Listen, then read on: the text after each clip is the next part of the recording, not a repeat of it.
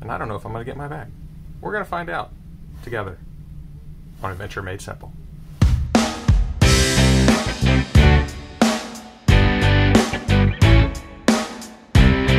Hey, it's John.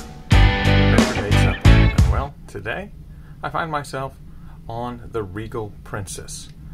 We're going to take a look at this ship as I cruise the Caribbean on a 5-day Caribbean cruise to Amber Cove in the Dominican Republic and Grand Turk in the Turks and Caicos. Those are two ports, that I have yet to visit, so it'll be new for me and maybe new for you. Crazy ride this morning. I rode down from Jacksonville to Fort Lauderdale. Thought it would be a good idea to do that early in the morning and just drive on down. Well, that was a little bit of a stressful adventure, so I don't really recommend that you do that. If you're coming from up north in Florida, do yourself a favor, just spring for the hotel in Fort Lauderdale. There's several that I love to recommend and use all the time, so no reason to stress yourself out. Just come down a day early. Learn from me. And also, don't forget your luggage tags, because I did that, and I don't know if I'm going to get my bag. We're going to find out. So first off, let's take a look at the stateroom. Here's my room. Pretty standard fare for a cruise ship room. If you've been on a cruise anytime in the modern era, you'll recognize all of this. A nice workspace, a little refrigerator there with a minibar set up, and a beautiful balcony. One thing I didn't notice until I got home was how comfortable the bed was. My own bed was much more uncomfortable.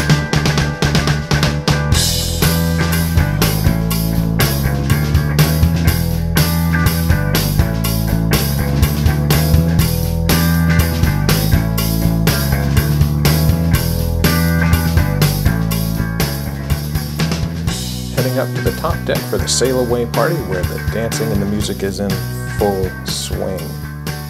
It's a beautiful day here in Port Everglades. Take a look out across the horizon as you see some ships in the background and a ton of celebrity ships, as a matter of fact, getting ready to take out their passengers to the beautiful Caribbean. We're going to explore it with them. Let's go. Okay, so I was nervous that I wasn't going to get my luggage, not of any fault of theirs, but a fault of mine. But as you can see, I got it, so yay. So who is this cruise for? I would say this cruise is best geared to folks in their late 40s and on up. We had a decent sized group of spring breaker college kids on board with us, and they hung around the pool or they hung out in the nightclub areas that you see here. Don't think I'd recommend Princess for that age group unless they're part of a multi-generational family or something like that.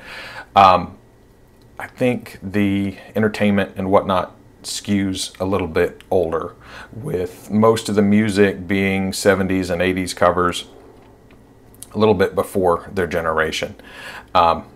So I would, if I were somebody in that age group, I'd look at Royal Caribbean or Carnival, to be honest.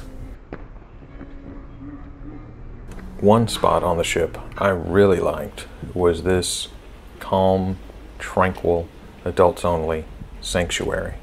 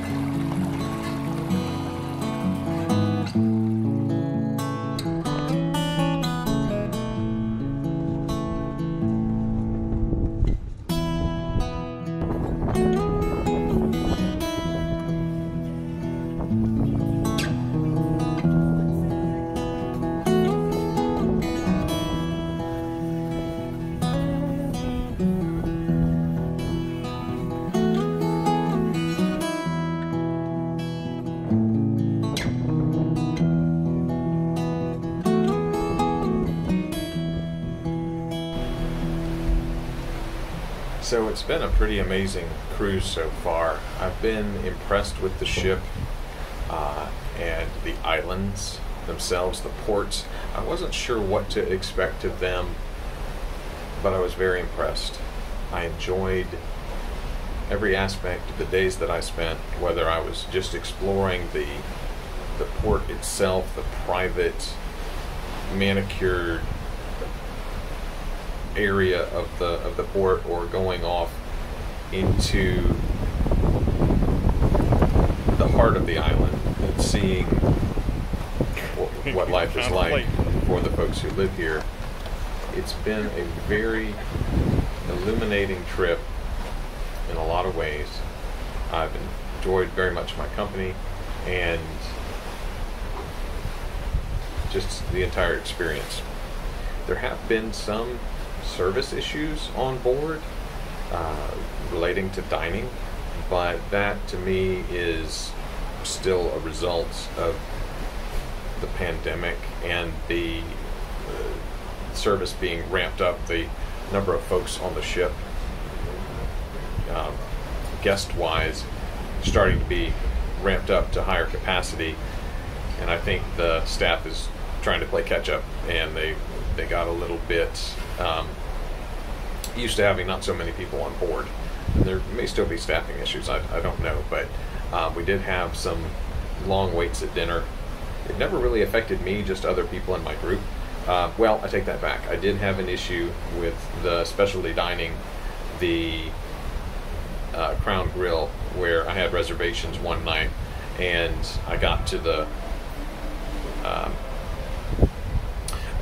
maitre d', and I was told to wait another 20 minutes, and then I went back 20 minutes later, and he said 10 more minutes, and then 5 minutes later he came and found my party, and we got seated right away, and after that everything was fine. So that was just a hiccup, but it's something to consider if you're going cruising. Just bring your patience. The whole industry is still staffed by humans, and things are going to take a little bit of time before the sort of levels of service that we're used to are back up. It's been such an interesting trip for me. Some of you might know that I'm a single guy, a shock, really. And so I have Tinder on my phone, and this is the first cruise that I've had with a decent internet connection, and I'm able to be on the Wi-Fi of the ship the whole time. So as we're cruising by the various islands, I've gotten maybe 150 likes on Tinder, which when I'm at home, that doesn't happen. So apparently I need to move to the Bahamas or Dominican Republic or something, because pasty white guys may be a hot commodity there. I don't know. Who knew? It's funny.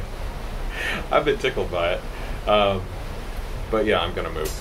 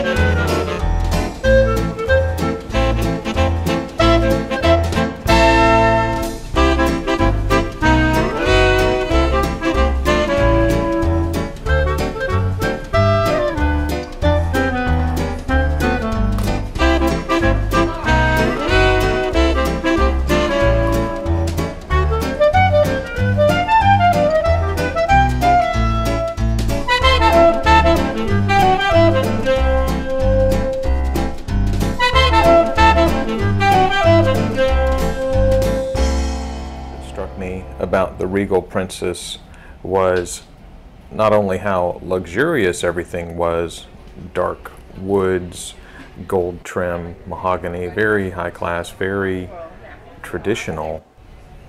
It also was a little monochromatic. It was difficult to tell when you entered a new area of the ship because so much of it looked the same. And that was a little bit disappointing. I like to have a little bit more variety in the areas on the ship. So that was something that I wasn't crazy about.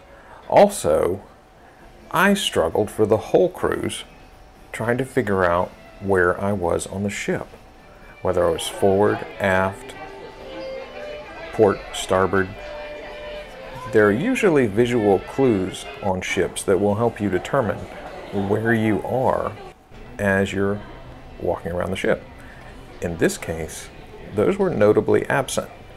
Even with the app, even with the interactive maps on the boards in the hallways, still had a hard time with it. I think there could be some improvement there. Now, the technology on the ship was something else. The medallion was so helpful and totally intuitive.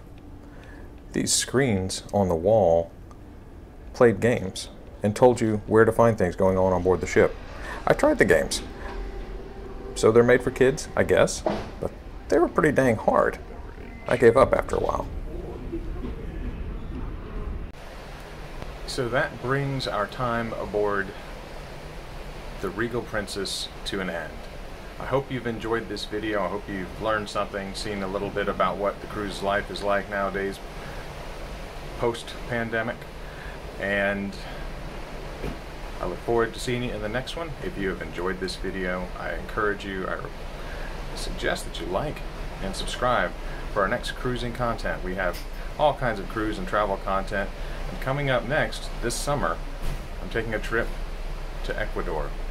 And I'd love to have you join us. So subscribe to know when that's released, and any other future cruise content that comes out between now and then. I'm sure it'll be of use to you and value to you. So thanks again. Thanks for watching. Have a wonderful day. Bye-bye.